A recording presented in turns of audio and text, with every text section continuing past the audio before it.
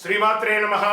Welcome to Sadhguru జ్యోతిషాలయం వారి ఈ నెల మార్చి నెల 2024కు సంబంధించినటువంటి ద్వాదశ రాశి ఫలితాలని మనం తెలుసుకోబోతున్నాం.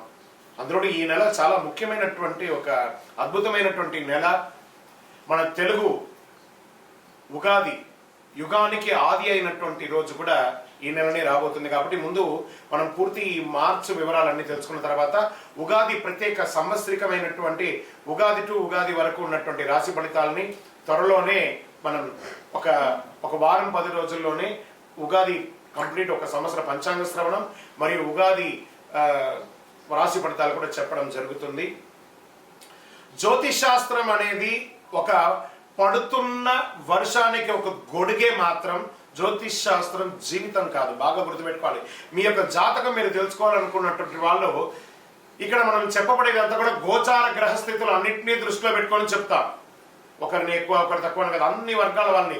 ఇదొక మ్యాథమెటిక్స్ అండి. చక్కగా దీన్ని గణించి ఏ గ్రహాలు ఈ నెల ఏ గ్రహాలు ఏ పాదాలు ఎక్కడెక్కడ వారి ప్రయాణం ఉంది, ఆ గ్రహాల యొక్క ప్రయాణం వల్ల ఆ రాసులకి ఎలా జరుగుతుందని నిర్ణయించే ఒక ఇది. ఏదో గాలికి చెప్పి అలా కెమెరాల ముందర వచ్చి చెప్పే కాదు ఈ పద్ధతి. చంద్రమౌళి వెంకటేష్ శర్మ ఒక ప్రిడిక్షన్ ఇస్తున్నారంటే దాంట్లో ఏదైనా ఒక ప్రమాణం ఉండాలి. చాలా పెద్ద పెద్ద వాళ్ళతో డిస్కస్ చేస్తాం ఈ నెల ఎలా ఉంటుంది, మహామహా పండితులతో డిస్కస్ చేసి దీన్ని తీసుకొచ్చి పెట్టడం జరుగుతుందండి. ఇది మీ యొక్క వ్యక్తిగత జీవితానికి ఒక 40% మాత్రమే వర్తిస్తుంది ఈ యూనివర్సల్ ప్రిడిక్షన్. కానీ మీ పూర్తి జాతకం మీరు తెలుసుకోవాలి అని అనుకుంటే మీ యొక్క date of birth, time of birth, place of birth అవన్నీ కూడా మీ పరిసర ప్రాంతాల్లో ఉన్నటువంటి జ్యోతిష్ శాస్త్ర నిపుణులు సద్గురువుని సంప్రదించి వారిని గౌరవించి మీ యొక్క రాశి ఫలితాలను తెలుసుకోండి. మీ లగ్నం ద్వారా మీ యొక్క పుట్టిన టైం ద్వారా సంపూర్ణ జాతకం అనేది వస్తుంది. గురుగారు నేను మీ దగ్గర తెలుసుకోవాలనుకుంటున్నాం అంటున్నారా? మా కింద కనబడుతున్నటువంటి మా యొక్క నంబర్కి మీ యొక్క name, date of birth, time of birth, place of birth వాట్సాప్లో చేయాలి. చేసిన తర్వాత మేము మీకు రిప్లై ఇస్తాం. ఫోన్ చేయకూడదు. మళ్ళీ ఇంకొక విషయం, జాతకం చెప్పేవాళ్ళు మాకు ఆర్థిక సమస్యలు ఉన్నాయండి, మాకు జాతకం చెప్పాలంటే బాగా సంపాదించండి, అప్పులు తెచ్చుకుంటే అప్పులు తీర్చండి, సంపాదించి ఆ కష్టాలన్నీ తీర్చుకోవాలి. కానీ జాతకం చెప్పుకుంటే ఆర్థిక సమస్యలు తీరిపోదు. గ్రహ దోషం ఎలా ఉంటుందో అదే మాకు చెప్తాం. మళ్ళీ ఇల్లీగల్ అఫైర్స్ గురించి దయచేసి దయచేసి దయచేసి అడగకండి. ఈ మధ్య క్వశ్చన్స్ అవే ఎక్కువ వస్తున్నాయి. ప్లీజ్ అలా అడగకండి. 21 వయసు లోపు ఉన్న పిల్లలు దయచేసి కాల్ చేయకండి. మీరు చదువుకునే వయసు ఖచ్చితంగా చదువుకోవాలి. మీ యొక్క చదువు మీద కాన్సన్ట్రేట్ చేయండి, మీ జీవితం బాగుంటుంది. కానీ జాతకం మీద కాన్సన్ట్రేట్ చేస్తే మీ మీద మీకు నమ్మకం తగ్గిపోతుంది. మరియు గౌరవమైనటువంటి 60 వయసు పైనున్న ఎవరైనా కాల్ చేస్తున్నారు అని అనుకోండి, మెసేజ్ చేస్తున్నారు అనుకోండి, ఏమంటే మీరు 60 వసంతాలు చూసేశారు, పిల్ల పాప కుటుంబం వ్యాపారం ఉద్యోగం పెళ్లి మనవాళ్ళు మనవరాలు అన్నీ చూసేశారు కాబట్టి మీరు సాక్షాత్ దైవ సమానులు. మీకు జాతకం అవసరమా అని చూడండి. 60 సంవత్సరాల వాళ్ళకు పెద్దగా జాతకంతో అవసరం ఉండదు. దీన్ని కూడా దృష్టిలో పెట్టుకోండి. మా సద్గురు జ్యోతిషాలయం తప్పకుండా మీకు అన్ని రకాల సేవలు అందించడానికి సిద్ధంగా ఉంటుంది. ఇందులో కొన్ని మేము కఠినంగానూ చెప్తాము, నిజాన్ని చెప్తాము, ఎవరిని మభ్య పెట్టడానికి చెప్పడం ఉండదు. శరణమయ్యప్ప.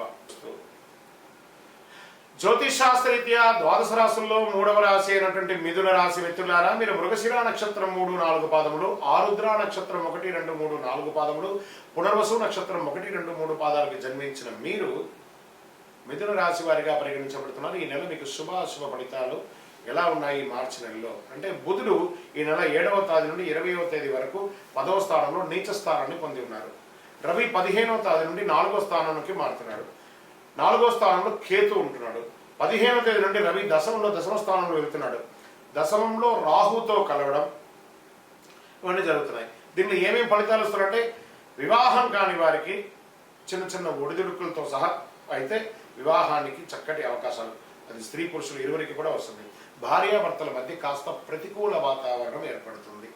గొడవలు పెరిగే అవకాశం ఉంది. రాజీ ధోరణి అవలంబించండి. ప్రేమతో కూర్చొని మాట్లాడుకోండి, అన్ని సెట్ అయిపోతుంది. విద్యార్థులకి ఇది సమయం, మంచి సమయం ఇది. విద్యార్థులు మీరు కోరుకున్న కోరికలు నెరవేరే అవకాశం, కానీ బాగా శ్రద్ధ పెట్టి చదవండి. ఆర్థిక పరంగా లాభదాయకంగా ఉంటుంది. ఆరోగ్య విషయంలో కాస్త శ్రద్ధ వహించాలి, వ్యాయామం నటి చేయాలి, పౌష్టిక ఆహారం తీసుకోండి. వ్యాపారులకు మంచి లాభాలు వచ్చే అవకాశం ఉన్న నెల ఈ మార్చి నెల చెప్పచ్చు. నిరుద్యోగులకి కొన్ని శుభవార్త వినే అవకాశాలు కనబడుతున్నాయి. స్థిరాస్తి కొనే విషయంలో బాగా డాక్యుమెంట్ చెక్ చేయండి. ఉద్యోగం చేసేటప్పుడు పై అధికారులతో మాట్లాడేటప్పుడు జాగ్రత్త, ఒక గ్యాప్ మెయింటైన్ చేయండి. ఆచి తూచి నిర్ణయం తీసుకోండి. మంచి మల్టిపుల్ అవకాశాలు వస్తున్నాయి. ఆర్థికంగా మంచి పురోగతి ఉంటుంది. నిర్ణయాలు తీసుకునే విషయంలో జాగ్రత్తగా ఉండాలి. నరాలకు సంబంధించిన చిన్న చిన్న ఇబ్బందులు వచ్చే అవకాశాలు ఉన్నాయి. కొత్త వ్యాపారం కూడా మీకు అవకాశం వస్తుంది. చేస్తున్న వ్యాపారమే కాకుండా కొత్త వ్యాపారం కూడా వచ్చే అవకాశం ఉన్నాయి. ముందుకు వెళ్ళొచ్చు ధైర్యంగా. నూతనంగా ఉద్యోగం కోసం ట్రై చేసే వాళ్ళకి ఇది ఒక మంచి సమయం. మానసిక అస్థిరత్వం ఉన్నా కూడా దాన్ని అధిగమిస్తారు. రాజకీయ నాయకులు, ప్రజాక్షేత్రం ఉన్నవాళ్ళు జాగ్రత్త జాగ్రత్త జాగ్రత్త. డాక్టర్స్, డిఫెన్స్ వారికి మహాయోగం.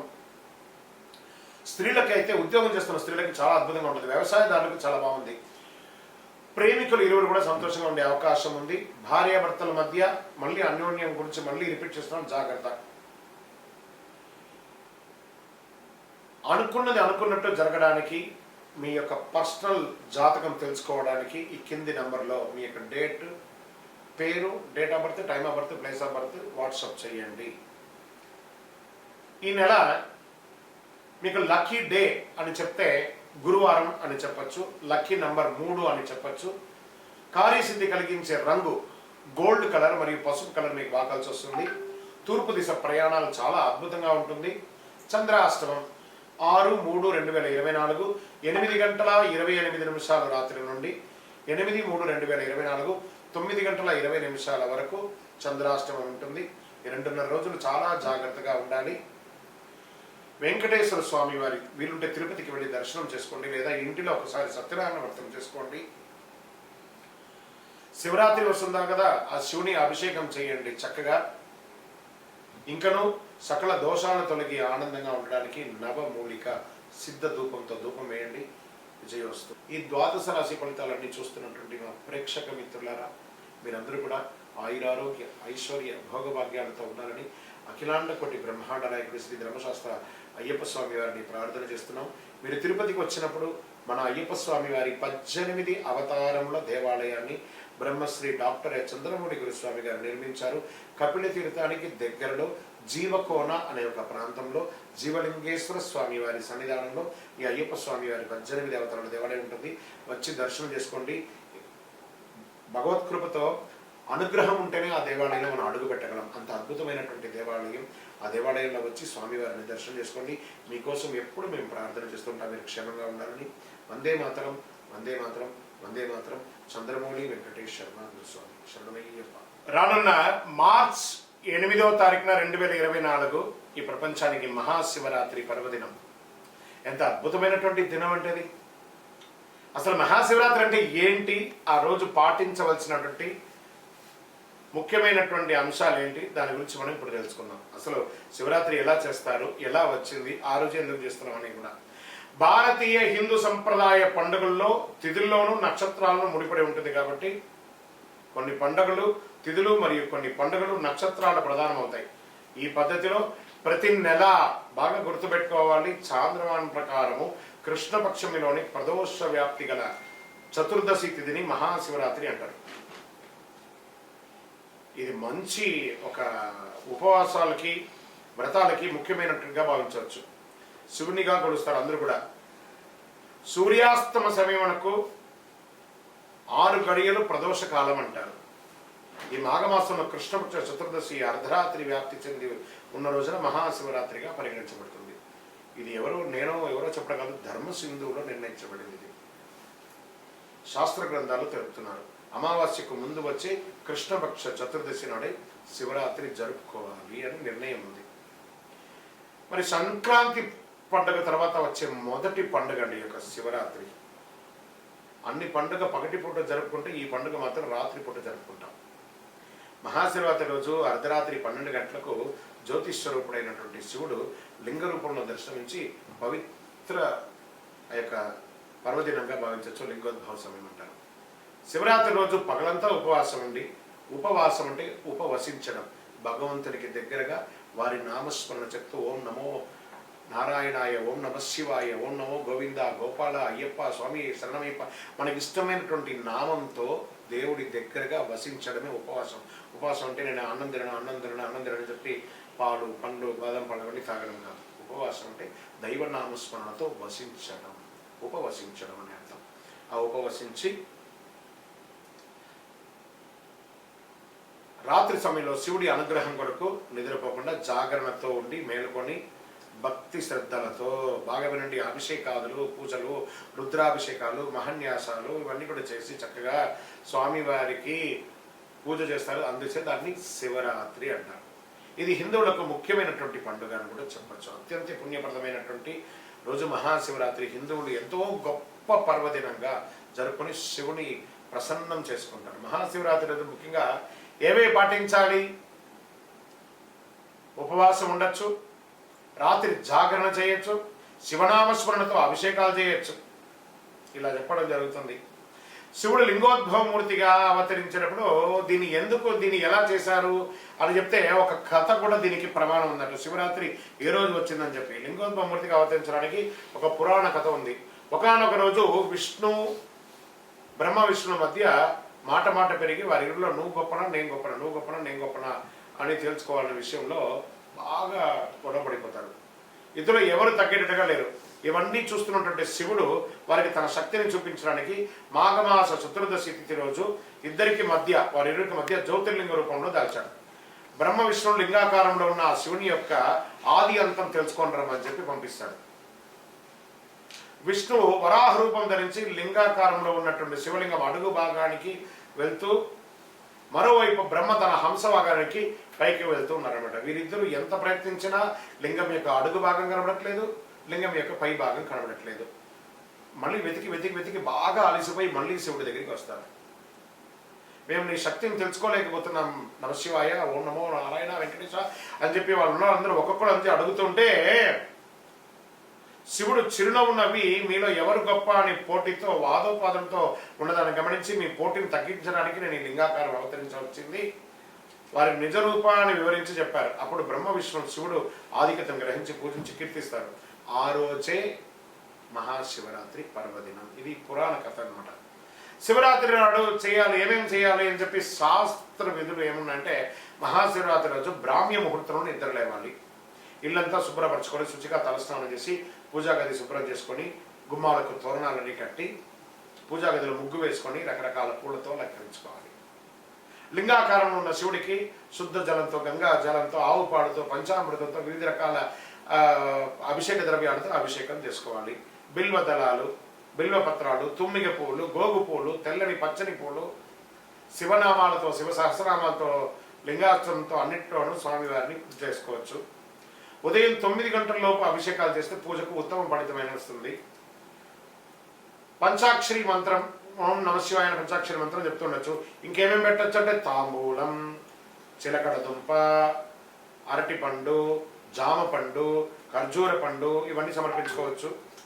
నిష్ఠతో శివాస్తోత్రం పంచాక్షరి మంత్రాన్ని పఠించాలి. ప్రాతకాలం నుండి పూజలు చేసుకుంటూ దైవనామస్మరణతో ఉండండి. మరణం చేసిన వారికి కాపాడేది మంత్రం అంటారు కాబట్టి పరమేశ్వరుని మనసులో నిరంతరం ధ్యానం చేసుకుంటూ ఆ స్వామివారితో మమేకమై కనెక్ట్ అవ్వడం, ఆ శివుని యొక్క రూపంలో కనెక్ట్ అవ్వడం. శివరాత్రి రోజు అర్ధరాత్రి 12 గంటలకు లింగోద్భవ సమయంలో కనుక శివుని అభిషేకించి ఆరాధిస్తే చాలా అద్భుతమైనటువంటి ఫలితాన్ని పొందుతారు. శివుడు అభిషేక ప్రియుడు. స్వామికి భక్తితో నీళ్లు ఓం నమశివాయ అని చేయండి. బ్రహ్మమురారీశ్వర అర్చిత లింగం ఆయనకు పోయండి, చక్కగా ఆనందపడతాడు. భక్తి ప్రధానం, దీనికి భక్తి మాత్రమే ప్రధానం, ద్రవ్యం కాదు ప్రధానం. చేసుకోవాలి. సాయంత్రం 6 గంటల నుండి మరుసటి రోజు ఉదయం 6 గంటల వరకు భక్తి శ్రద్ధలతో శివనామాలతో శివపురాణం వివరణ పెట్టుకొని చదువుకుని విశేషం పొందుతాడు. అందుకని శివరాత్రి రోజు సినిమాలు చూసుకుంటే అర్ధరాత్రి సినిమా చూసుకుని కూడా నేను జాగరణ చేస్తానంటే అది శివరాత్రి కాదు. మహాశివుడు అనేవాడు మాతృవాత్సల్యం కలివాడు కాబట్టి తల్లి బిడ్డలు ఏ విధంగా రక్షించుకుంటాడు, శివుడు తన భక్తులు కూడా అదే విధంగా రక్షించుకుంటాడు. ఎవరు భక్తితో పూజిస్తారు రక్షించుకోవడం. ఈ మహాశివరాత్రికి పగలంతా ఉపవాసం ఉండి రాత్రంతా జాగరణ చేసి మరుసటి రోజు స్నానం చేసి మహానైవేద్యంగా అన్నము కూరగాయలు వండి దేవునికి సమర్పించి పేదవాళ్ళకి దానం చేయాలట. ఫస్ట్ పశుపక్షాదులకి దానం చేయాలట. ఎందుకంటే వారికి దానం చేస్తుంటే ఆ భగవంతుడే భిక్షాటన చేస్తుంటారు కదా, ఆ భిక్షాటన రూపంలో మనకి భిక్షను స్వీకరిస్తారట స్వామివారు. తదనంతరం మనం స్వామివారికి సమర్పించినటువంటి ఆ యొక్క శేషాన్ని మనం ఆరగించాలట. గోమాతకు ప్రదక్షిణ చేసి మరి పూజ చేయాలట.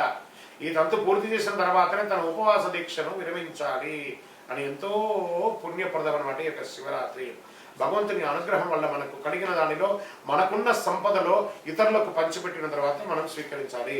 సాక్షాత్ పరమశివుడు తన భక్తుల బాధలను స్వీకరించడానికి భిక్షాటన చేస్తూ వారు చేసే దాన రూపంలో వారి యొక్క కష్టాన్ని, వారి యొక్క ఆ దారిద్ర్యాన్ని తీసుకొని ఐశ్వర్యాన్ని తిరిగి వారికి అనుగ్రహ రూపంలో అందిస్తున్నారట. ముఖ్యంగా మీ ప్రాంతంలో ఉన్నటువంటి శివాలయాల్లో ఏ రోజు మహాశివరాత్రి పర్వదిన వేడుకలు చేస్తారో ఆ రోజే ఆయా ప్రాంతాల్లో ఆధార ప్రకారంగా శివరాత్రి జరుపుకుంటారనేది ఉత్తమం. మీరు కూడా మీ ఇంట్లో చేసుకోండి, దేవాలయంలో చేసుకోండి, మిత్రులందరూ కలిసి చేయండి. మీరు అపార్ట్మెంట్లో ఉన్నారు, అందరూ కలిసి చేయండి, కానీ చెయ్యండి, అద్భుతంగా చేసుకోండి. ఓం నమ శివాయ, ఓం నమ శివాయ అని చెప్పి పులకించి పోండి. అఖిలాండ కోటి బ్రహ్మాండ నాయకుడు ఆ శివుడు బోళాశంకరుడు, భక్తశంకరుడు ఎంత అద్భుతమనంటే ఆయన్ని ప్రార్థిస్తే ఓం నమ శివాయని పిలిస్తాడట, సర్వాన్ని ఇచ్చేస్తాడ.